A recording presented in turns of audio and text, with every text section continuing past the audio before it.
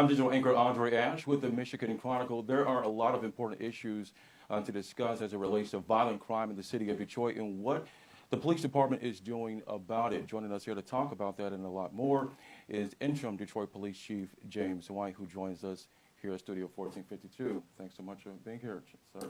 Thank you for having me. Absolutely. First, I want to give my thoughts and condolences to the department over the passing of Corporal Daryl Cross. Thank you very much. He passed away suddenly, so Thank our you. condolences there. I appreciate that. Let's talk a little bit about you. Okay.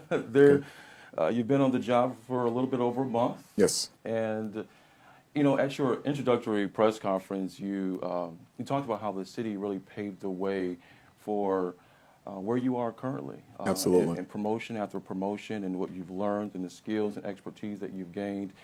It led you all the way to promotion even outside of the department. Yes. As the executive director for the Michigan Department of Civil Rights. And I remember you talked about a conversation that you had with your daughter in making the decision to come back home Yes. to DPD. What was that like? Well, you know, my daughter, 27 years old, and as I said at the press conference, you know, as you get a little bit older, your roles kind of change with your children, and she's my only child, and she just wanted to make sure that I took care of my health, that she enjoyed me being retired and enjoyed me being able, as she said, to have dinner without looking over her shoulder at the television and watching the news. So she just wanted to ensure that I continued to do that. Yeah. So yeah, it was a funny conversation, but a good conversation. Yeah, absolutely. So a little bit of over a month on the job, and from former assistant police chiefs, the role with the state. Let's talk about violent crime. Yes, sir. And I know you have a 5-point plan to address it, to attack it. Yes. But before we can get to solutions on addressing violent crime, I want to get to the root causes. You know, I've had conversations recently with law enforcement experts or officials, and they would tell you it's multiple reasons. You know, you have rhetoric of defunding the police or COVID restrictions, or even the courts and bail reform, which is letting some criminals out of prison early or whatnot. As the leader of this department, what says you about it? Yeah, so it's a number of reasons that crime is where it is in major cities, including cities like Detroit. You know, I talk to my colleagues around this country, and they're seeing an uptick in violent crime as we are in the city. You know, when you talk about those driving factors with crime, you have to look at the core issues with crime, and it's really poor decision making, right? And then what drives poor decision making? Oftentimes, mental illness drives poor decision making. People who are unable to de-escalate simple conflicts, people who resolve, you know, temporary circumstances with permanent decisions. You look at a situation we had last night on the freeway, where someone had a fender bender, and they were chased down and ultimately shot. And when you have those types of situations happen, you're not only creating a victim, an innocent victim, but oftentimes the perpetrator's family is victimized by the perpetrator because they're losing their loved one to the court system, to prison. You know, sometimes these are providers for the family. So when we look at crime and the things that we can control, we certainly want to stop the pipeline of poor decision making. We want to stop people who are, you know, making these poor choices. The unfortunate reality is, you know, we can lock them up. I mean, that's what we do. We do it well. But that's not the goal is to populate the prison system. I don't think that should be the goal of law enforcement because, quite frankly, that doesn't work. What we have to do is really look at how do we stop the pipeline of poor decision making which drives crime. Because as soon as I lock them up or as soon as our officers lock them up, there's somebody standing in line to make another poor choice to join the person that you just locked up. But I think when we truly look at mental illness, we look at opportunities to de-escalate conflict in our community. We look at some of the other driving factors, whether it be education. You know, that's when you're going to make your most tremendous impact. Yeah. And I want to talk about mental illness in just a moment. It's certainly a skill set and background that you have. But I just want to piggyback to enforcement and the balance. I'm sure many police departments have to balance of how do you be proactive at preventing crime, but also keep up the level of enforcement where you don't embolden criminals to commit crimes because Absolutely. there's no level of enforcement or cost to accountability. So how do you strike that balance? Yeah, you want to change decision making. You want people to recognize that if they commit crime, that there's a penalty, there's a cost to committing crime, and ultimately you want folks to make different decisions. But you also have to be responsive to the community. You have to be respectful of the community. You don't want to have an attitude. I don't like zero tolerance exercises. I think that oftentimes you find situations where people get swept up in those. So I like a more focused approach to crime fighting, using data analytics, using information that you have particular hot spots, and targeted enforcement as it relates to your people who are causing problems in the community.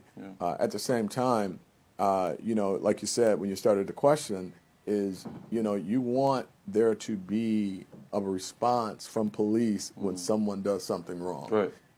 That's our responsibility that we have to this community. Yeah.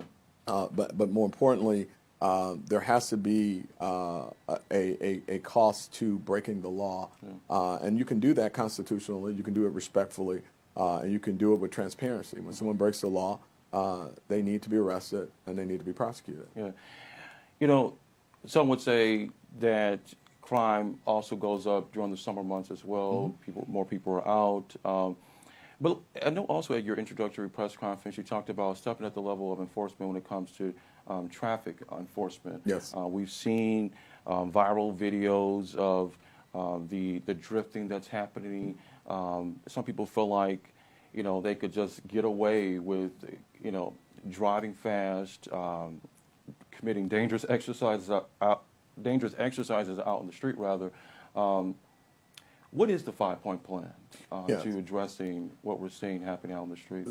Very simply put, the 5-point plan really involves officer presence, being in areas of the city where we recognize there's a problem. You talked about drifting, and I got a bit of criticism about the traffic component to the drifting. This is not about, people running stop signs. I mean, we don't want that to happen either. We want people to slow down and be safe. But this is quality of life. This is people who have chosen to put the community at risk by driving, drifting, drag racing. Kids ought to be allowed to play out front. They ought to be allowed to walk up the street. People ought to be allowed to sit on their porch and not have someone lose control of a vehicle like we had happen and drive that vehicle into their front porch or the side of their home.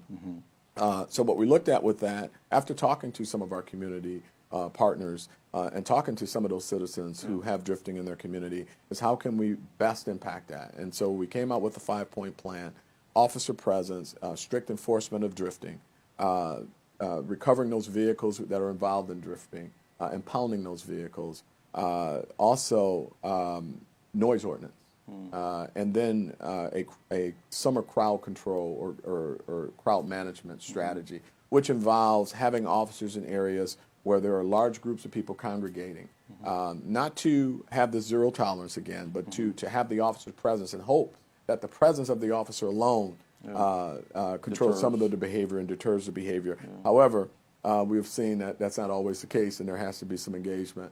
But notification of loud music for businesses, that's a 50-foot restriction. If I can hear your music 50 feet from your business, the officers are directed to advise them to lower the music. If they do not, then to take strict enforcement on that. Same thing with vehicle noise in parks. 10-foot restriction on that. If I can hear your noise or your music 10 feet away from your vehicle and it's disturbing everyone else, we're going to advise you to turn that music down. If you don't, you'll be ticketed. So, 5-point plan. It's a couple things you mentioned: crowd control, noise ordinance. Let's talk about downtown and Greektown and violence and the wave we've seen recently in this area. And with this conversation, I want to talk about, the balance, because there's more people visiting downtown, there are more people living downtown, and so you're hearing more about the noise ordinance for, in particularly, new residential that's popping up downtown. how do you strike that balance at, you want to make sure that people feel like they can have a good time, Yes. that there's this nightlife that's resurgent, that's coming back to our downtown and Greektown, but at the same time, there's this quality of life where you're addressing the residents who live there. Absolutely, and those are the things that keep me up at night.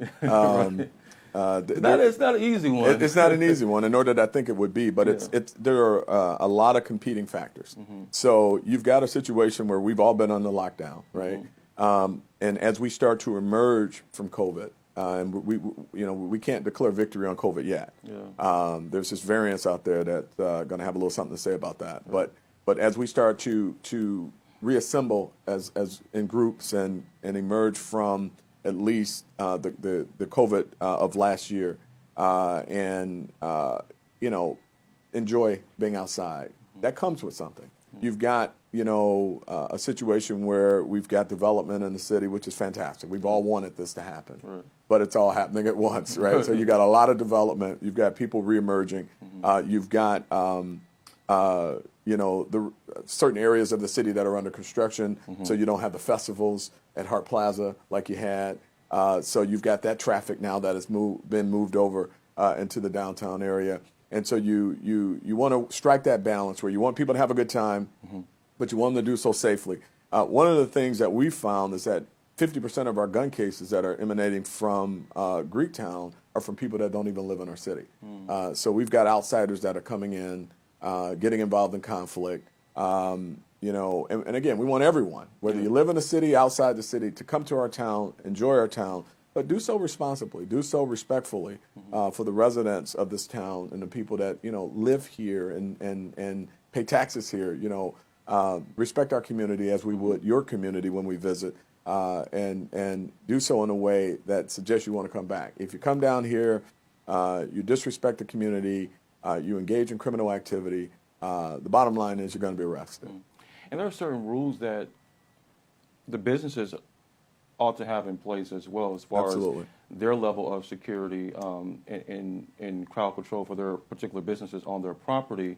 But there's also been a concern that's propped up that I know the police department was involved in the shutdown of a particular business in the Greektown area. Yes.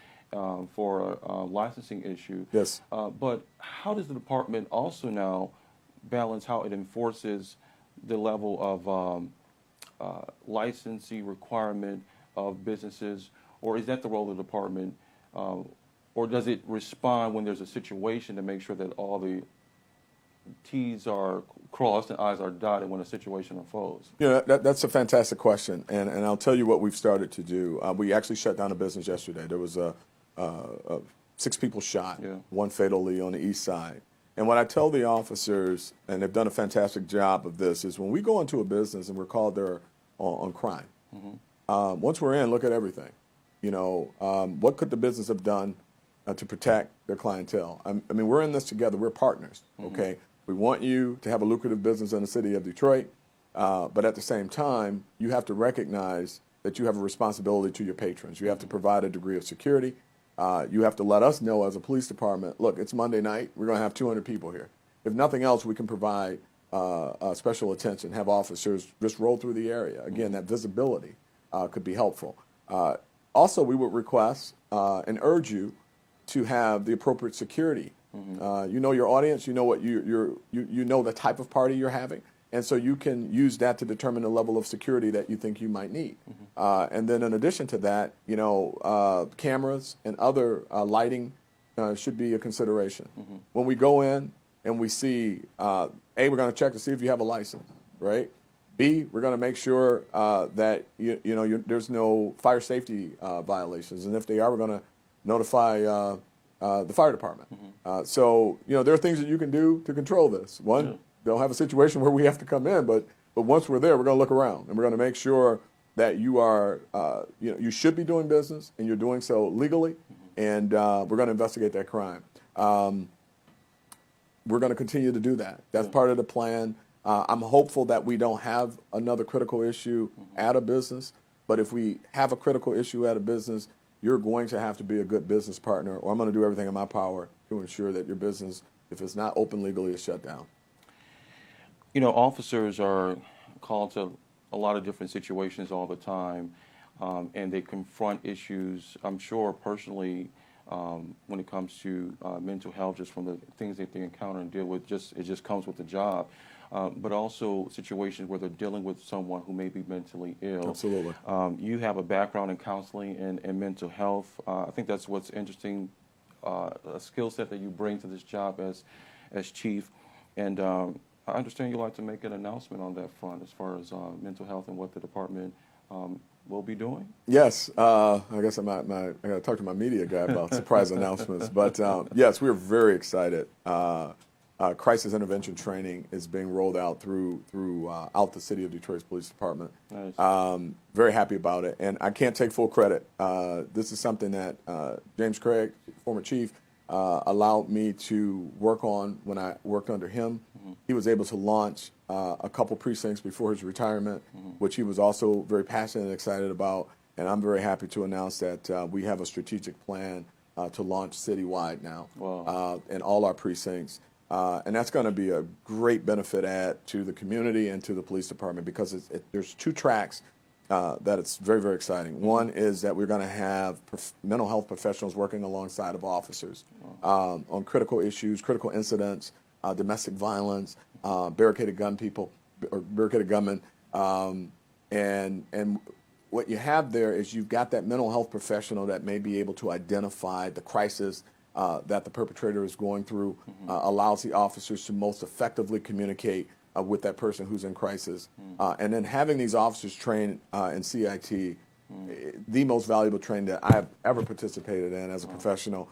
And I will tell you, being able to utilize it both professionally and personally, and understanding how to engage and communicate with someone who's in mental health crisis is probably one of the tools that will change law enforcement going forward. Because what it does mm-hmm. is, if you recognize the crisis that you're dealing with, if someone's bipolar, if someone is schizophrenic, there's a way that you have to communicate. And when you're standing there in full uniform and you're giving out these very specific directives, there could be a lack of understanding in that process. Yeah.